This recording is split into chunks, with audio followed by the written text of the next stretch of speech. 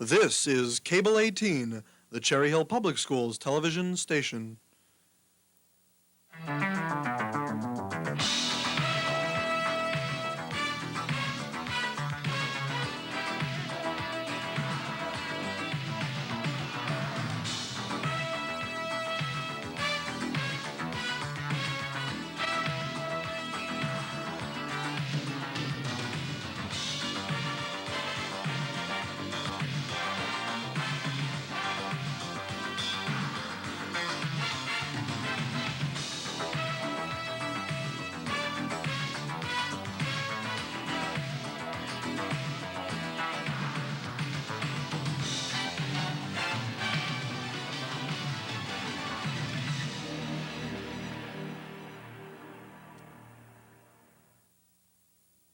Good evening and welcome to the West Report. I'm Melissa Bernstein. And I'm Brian Slotkin.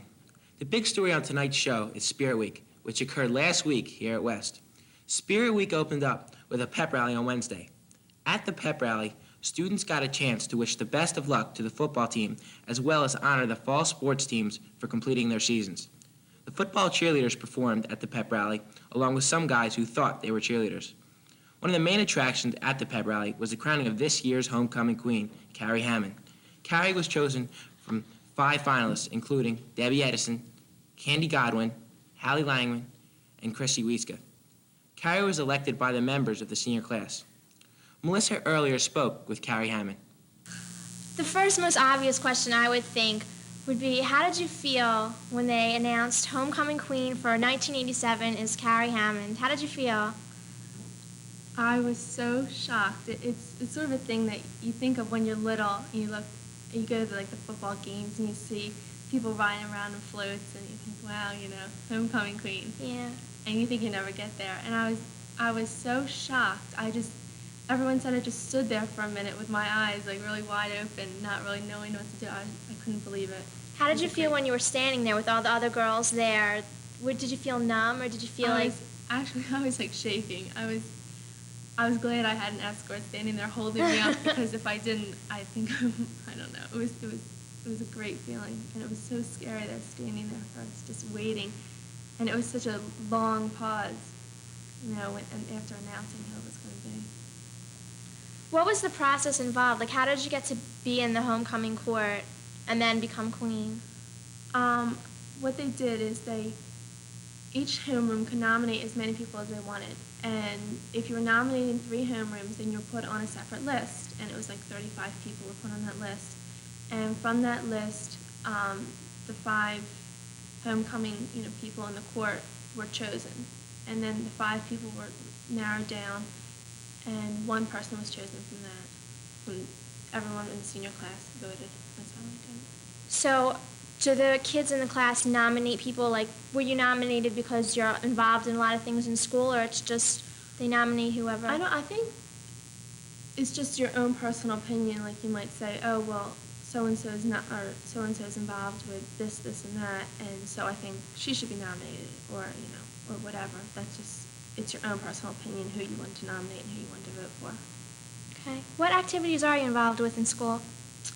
Well, in the past 4 years, I've been involved with sports, field hockey and lacrosse. And this year, I started working on yearbook, and I've worked with the student government in 10th grade in this year. And then I've also done things like International Culture Club and the French Club. So, what are your plans for the future? Well, it's a tough question to answer, but I think. Well, I'm applying to a whole bunch of colleges now. I'm applying to Lafayette and Franklin and Marshall and Amherst, and I'm hoping maybe to one day become either an international or corporate lawyer. Great. Well, good luck. Thank you. I have a surprise for you now. This is the envelope that they opened up on Wednesday afternoon. I want us to open it up so you can get to see what it looks like. Oh, wow. On this piece of paper, it says here, homecoming queen for 1987, Carrie Hammond. Oh, wow. So I thought you might like to keep that as a souvenir so that you'll always remember when you're homecoming queen at West. Oh, thanks. I love these kind of things. Well, thank you so much for joining us today. Thank you. As the festivities continued into Thursday, the annual parade at the halftime of the football game occurred. Floats and cars from east and west circled the playing field. Featured in the parade were Mr. West, Jake Kagan, West Junior Miss, Lisa Fashnot, Homecoming Queen, Carrie Hammond, and the 5 finalists. The main features in the parade were the elaborately adorned floats. The main focus of Spirit Week was a football game played on Thursday. Although the score was 34-0 in East's favor, all of West's players played a tough game. Congratulations to the seniors who played in their final game at West. If you weren't at the game, you can see the game tonight on Cable 18 at 7:30 after the junior school news. Tonight at 8 p.m., PAVIS, the Performing and Visual Arts Society, will hold its annual induction ceremony here at West in the auditorium. In order to be a part of PAVIS, the students had to be nominated by at least 3 teachers. The theme of tonight's event is creation. Both artists and actors will have a chance to display some of their talent tonight. Congratulations to all those who were elected to PAVIS Society. This week's new teacher spotlight focuses on Mrs. Leola Lewis. Mrs. Lewis did her undergraduate work at Dillard University in New Orleans and did her graduate work at Texas Southern University, where she studied elementary education. She also studied special education at Glassboro State College. Mrs. Lewis taught in Japan for Shell Oil Company, where she taught conversational English. She taught kindergarten at adult school in Houston and also taught a course called Focus on Achievement at University of Houston. Mrs. Lewis has been teaching for 22 years in Cherry Hill, although this is her first year teaching at the high school level since she graduated from college. She teaches special education and is also assistant bowling coach here at West. She likes to bowl, read, travel, and says that she's an excellent cook. She's very proud of her 4 sons, ages 32, 30, 28, and 24, and her granddaughter. Best wishes to Mrs. Lewis for a successful school year. And now here's Drew Hannes with another edition of What's Hip. Hi, I'm Drew Hannes to tell you what's hip. This week on What's Hip, we're going to take a look at one of the hippest clubs in High School West. It's the Juggling Club. Juggling got its premiere on West Stage in the 1987 Mr. West pageant, when Mr. Wright, Rod Russin, juggled everything from vegetables to babies. This year's club was started by Josh Cook, Eric Karn, and Rod Russin. Josh, why did you start the Juggling Club? Well, I kept bringing in things to juggle. I learned over the summer, and everyone really got interested in it, so I figured, why not start a club? The Juggling Club teaches you how to juggle, if you don't know how to juggle. If you do know how to juggle, they'll teach you all new sorts of tricks. They'll teach you how to juggle clubs. The Juggling Club meets on Thursdays after school in the cafeteria. They're looking for new members. So this is Drew Hannes and the Juggling Club to tell you what's hip. Last Thursday's football game ended the fall sports season. However, that was definitely not the end of the year for West sports. The very next day, practices for West winter sports began. The winter sports competition began with a swimming team taking on J.F. Kennedy today. The girls' basketball team will begin their season December 18th against Haddon Heights. The boys' basketball team will open their season December 18th going against Haddon Heights. The bowling team will compete in the Spartan Holiday Classic also on December 18th. The wrestling team holds its first meet December 19th against Bishop Eustace. And finally, the indoor track team competes December 26th in a developmental meet at Widener University. Tonight, in a series of previews on winter sports teams, TJ Locke will report on the girls' basketball team. This year's girls' basketball team is warming up for a great new season. Last year, new coach Mr. McDonald improved the team's record by 9 wins, and this year he has high hopes for Beth Dorenzo, Jen Dorenzo, Chris Abina, and Sandy Duda. Their first scrimmage will be this Friday against Cherokee, and their first game will be the following Friday away at Haddon Heights. I had a chance to earlier ask Mr. McDonald, how does this team compare with last year's team? Okay, this year's team compared to last year's team is we have more experience. At the end of last year, I was starting 5 girls that I'm going to start this year. So we won a few games at the end of the year. And I think the experience, they had a nice summer in the summer league. They won a summer league, and I think we're going to do very well this year. Okay, now what does this team need to accomplish this year in order to be successful? We need to accomplish, we've got to put the ball in the basket, but we're not going to be deep. We can't afford any key injuries, especially to someone like Beth Dorenzo, who we run the team around. But if she stays healthy and everybody else plays up their capabilities, we're going to win some games. I'm here with one of the captains of the team, Beth Dorenzo. Beth, how do you view your role on the team? Well, I feel this year, I think the captain should show leadership on the team and get the team ready for every game. I think that if the team this year is unified and together, we can go really far. I think we can really improve this year a lot if we work hard and do whatever our coach says. But I don't know. I feel like our team this year can really, I don't know. I think we can help each other this year. I think it's not who's the leaders and everything. I think if we work together, we're all friends on the team, and I think we can do really well this year. Okay, thank you. This has been TJ Locke for the West Report.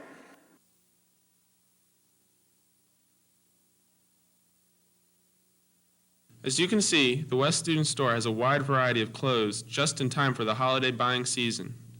It has everything from West hats to hooded sweatshirts and even sweatpants. Clothes are not the only thing the store sells. They also sell school supplies, such as pencils, pens, and notebooks. In the first quarter of the school year, sophomores are required to take driver's education and health class. During the marking period, the sophomores study many aspects of driving, from the basic road laws to the consequences of drinking and driving. One of the requirements in order to pass the course is to make a poster about some aspect of safe driving. Health teacher Mrs. Connote said the purpose of this assignment is to provide the students with a different type of learning experience. She allows them to make a poster on any aspect of driving that they wish. You know, Brian, I hope that some of these posters that have been displayed around the schools teaches students that driving is really a privilege that should be taken seriously. Yeah, they really should. And speaking of earning special privileges, report cards were issued today. So best of luck to everyone. And if you didn't do well on your report card this marking period, there's still 3 more marking periods to go. Don't forget, PAVS inductions will take place tonight in the cafeteria. And finally, the Black and White Dance, sponsored by the yearbook staff and SAO, will be held on Friday at 8 o'clock. If you didn't see the replay of the East-West football game, it will be shown tonight after the junior school news at 7:30 on Cable 18. Thank you for watching tonight's West Report. Please join us next week at the same time. Good night. Good night.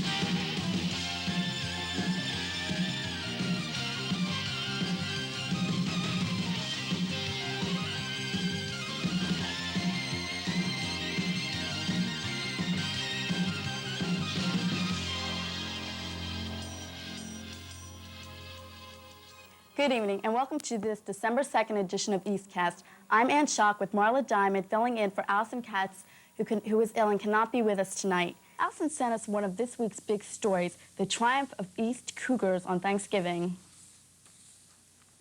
The annual homecoming game took place between Cherry Hill East and Cherry Hill West. Everyone turned out for a runaway 34-0 game over Cherry Hill West. East jumped out to a 21-0 lead at halftime, coasted on the passing arm of Glenn Foley and the running of Brian Curlay. Excellent defense kept West off the scoreboard for the second consecutive year. East won the coveted Al DeBar Trophy for the 15th time in 17 years. Congratulations to the Olympic Americans champions, Cougars, and their coach, Bo Wood. East's past alumni attended at halftime with the weighted parade of the floats and homecoming representatives class. After the junior high news tonight, you can view the entire game with commentators Scott Cooper-Smith and John Goldstein and the halftime extravaganza with commentator Scott Hodis. And now, over to Marla. The other highlight of the weekend was Saturday evening, when Miriam Zabel joined her talented predecessors, Marion Blum, Pauline Jen, and Sharon Celine to become the Camden County Junior Miss. Faye Kim was able to speak with her about the pageant. Cherry Hill East has been very fortunate over the years to have several Camden County and 3 New Jersey representatives for Junior Miss. Miriam Zabel, East 1988 representative, has taken the first step closer to the crown by winning Camden County's Junior Miss title last Saturday. Congratulations, Miriam. Thank you. What was the first steps in getting involved with the Junior Miss competition? First, I got involved in East's Junior Miss competition, which happened by applying for the competition, and then everyone who applied was granted an interview. After that, 6 finalists were chosen, and the pageant was held for those 6. I was chosen as East representative. I then went on to the rehearsals for the Camden County Junior Miss program. There were 3 rehearsals, and then last Saturday night was the final pageant. Could you explain what comprises the actual competition? There's a talent competition, a physical fitness competition, poise and appearance, an interview, and academic competition. What qualities do the judges look for in the contestants? In the interview, the judges are looking for awareness of current events, compassion, and scholastic achievement. In the rest of the pageant, they're looking for poise, ability in the creative and performing arts, energy, and just someone who looks like they're enjoying what they're doing. What's your schedule now after you have won the Camden County Junior Miss title? I now go on to the state Junior Miss pageant, which is January 9th at East. Well, thank you again, Miriam, and congratulations. And we hope to see you again at States. And this has been Faye Kim with Miriam Zabel for EastCast. December 15th, the annual FOP Christmas party will be held at the Hyatt House, Route 70 in Cherry Hill. The party is being sponsored by the Fraternal Order of Police. The chairwomen for the event are Allison Brodnick, Michelle DeLorco, and Michelle Samatowski. Everyone is working hard to get ready for this special day. If you are interested and have not signed up, contact one of the 3 chairwomen or your class officers. Everyone is encouraged to come out and help make this Christmas party the best ever. On December 17th and 18th, the Cherry Hill East Library will turn into a mini hospital, promoting the Winter Blood Drive. Cherry Hill East has in the past developed a reputation of having a great many students donate blood. Last year, our school collected 450 pints. Each individual pint is estimated to help up to 5 people live. Both New Jersey and Pennsylvania are crossing their fingers for another year of generous donors since the state supply is near empty. For East students 17 and older interested in saving someone in need, fill out a registration form so that you too can donate blood on December 17th and 18th. Remember, each pint donated can save up to 5 people. After a successful run, The Spirit of America, director Robert G. Nation is already planning the spring musical. East is proud of her many fine actors and musicians. Next Thursday night, you can see and hear some of East's finest performers at the winter concert. Next week, we will focus on the orchestral performance. This week, Peg Crocker was able to speak with choral director Mrs. Wilson and 3 of the performers, Larry Zazzo, Miriam Zabel, and Lisa Anderson. Next Thursday, December 10th, in East's Auditorium, Cherry Hill East choirs and orchestras will take the stage and showcase the fine musical talent that East is known for. This is Mrs. Lisa Wilson, director of the vocal department at East. It's been 3 months since Mrs. Wilson began directing the choirs, and Thursday is her first concert. Would you like to describe each of the choirs to our viewers and name some of the selections that they will be performing? I'd be delighted to. The program will begin with a combined number with all the choirs and brass ensemble called Festival for a Fanfare. After that, the East Singers will be doing a Bach Motet number 6, which is quite difficult work, and I'm real proud we've chosen to do this semester. The chanson will follow with some more contemporary music, and then vocal workshop with some pop as well as some Latin literature, and then we will close the program with the Hallelujah Chorus by Handel and the Shalom in an arrangement by Mr. McGill, who was our orchestra director. I understand that anyone could join the vocal workshop group at here at East. Vocal workshop is offered periods 4, 6, and 7, and yes, it is open to the entire school. We'd love to see more students getting involved in that program. In fact, each week we've had more coming in, and it's growing quite nicely. We're real enthusiastic about that. Okay, and what are your plans for the rest of the year involving the choirs? Well, we're going to continue to work hard. Our spring program is shaping up very nicely. We're real excited and hope to be doing something in combination with one of the instrumental ensembles. But overall, I've been real pleased with the talent here at East and their enthusiasm and the quality of the student and their excitement about singing. Thank you, Mrs. Wilson. I'd like to introduce two students who have been involved with the vocal department at East since their freshman year. This is Lisa Anderson and Larry Zazzo. Lisa, how do you feel the choir program at East has progressed under Mrs. Wilson's tutelage? She's been really wonderful. She's given us 100% all the time, and she's just worked really hard for us, and we all love her dearly. And it just wouldn't be the same without her. In addition to the choirs that Mrs. Wilson mentioned, there are two extracurricular choirs, Bells of East and Madrigal Singers, who perform at the choir concert on Thursday.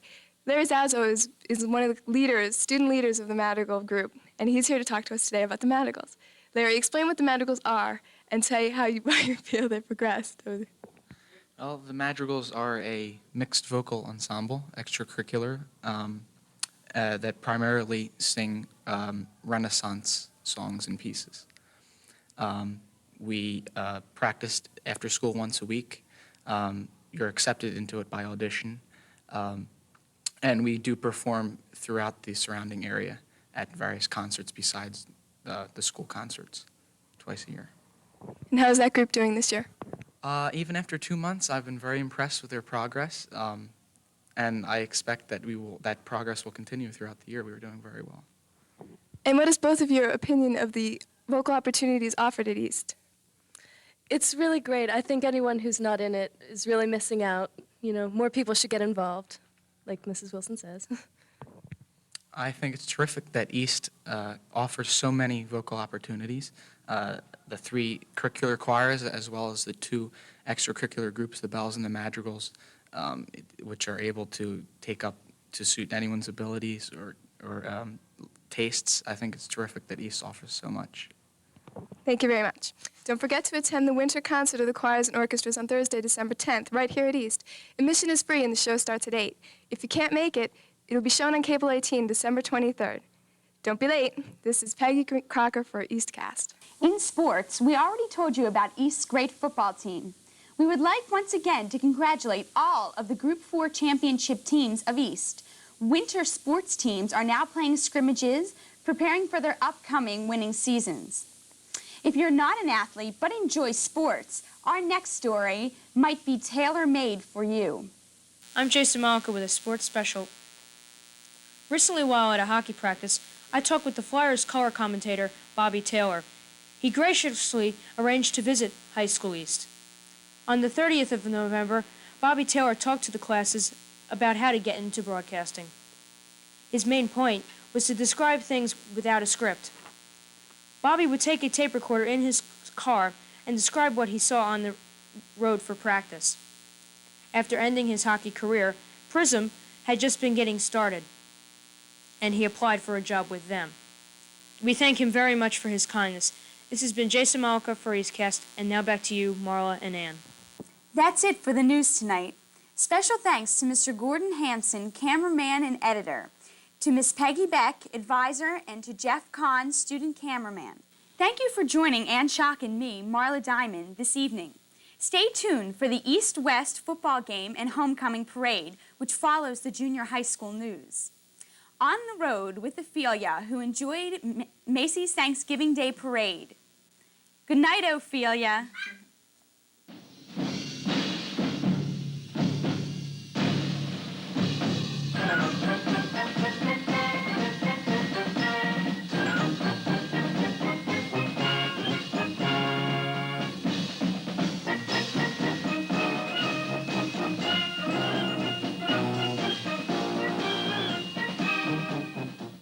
This is Keith Kaplan with the Constitutional Minute. The privilege of voting is a basic right of U.S. citizenship that took 200 years to evolve.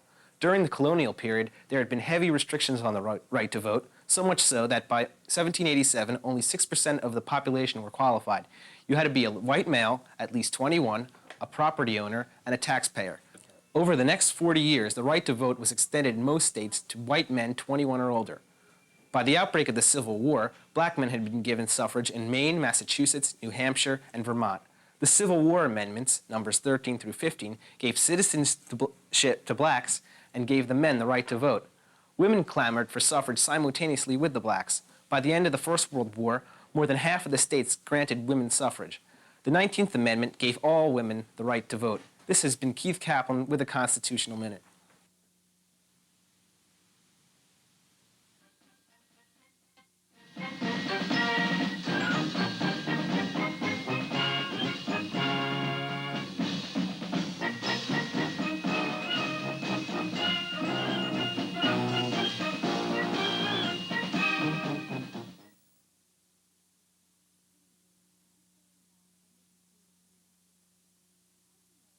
Good evening. I'm Sarah Duvall, and this is Carusi News. As you know, last Thursday was Thanksgiving. I guess the turkey wasn't the only one that was overstuffed. Anyway, we'll be back with our full sports coverage as soon as the season gets on its way. Here's Aviva Kushner with the special days of December. Thank you, Sarah. Well, here I am with the frosty features of this month, December. I love December, don't you? It's a great month. The second Monday in December, the 7th, is Pearl Harbor Day, when we commemorate the heroic soldiers who lost their lives in the bombing by the Japanese of Pearl Harbor in 1941. The 15th is the third Tuesday of December. It's also the beginning of Hanukkah, the festival of lights for the Jewish people. The 23rd is the 8th day of Hanukkah, and it also ends it. The 24th is Christmas Eve, when Santa Claus slides down the chimney and everyone decorates their tree. 25th is Christmas, when the Christians believe that Christ was born. The 18th is the Friday night social, the dance and movie night from 7:30 to 10. You better all be there. Oh, don't forget to get dressed up. It's the holiday social. There were 9 states admitted to the Union in this month of December, including the 3 states that first ratified the Constitution and became the first members of the Union. On the 3rd, Illinois was admitted in 1818.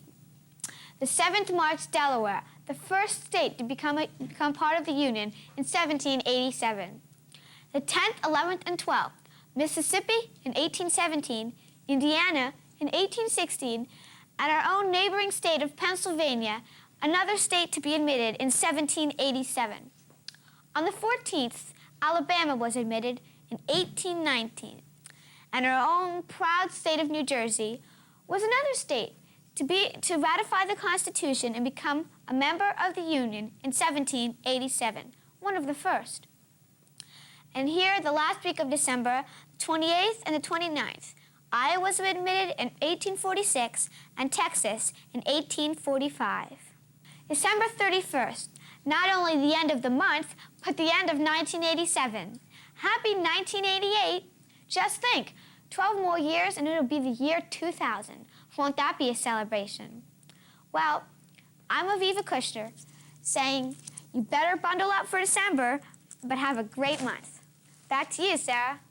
Thank you, Aviva. I must say, December is a very busy month. Tomorrow, the Carusi Orchestra will go on tour to various elementary schools in the district. Good luck to all the members of the orchestra. We'd gathered some tape on the 7th grade awards assembly, which was held last Wednesday, November 23rd, in the gymnasium. It started with a message by Dr. Wald presenting awards to Tracy Hunter, Nicole Tizon, and Elizabeth Perlman. Ms. Heineman, 7th grade field hockey coach, recognizes her players also. Here's Mr. Golden, 7th grade soccer coach, giving credit to his team. Jennifer Tessing awarding the trophy to the 7th grade girls intramural soccer champs. And Laura Moraro awarding the trophy to the 7th grade boys intramural soccer champs. The assembly ended with an exhibition game between the girls' 7th grade team and then a game between the 7th grade boys team and men's faculty, which, by the way, was won by the faculty. But just wait till they get some experience, then the faculty's in trouble. Well, I'm Sarah Duvall, saying good night for Carusi News. This is Cable 18, the Cherry Hill Public Schools television station.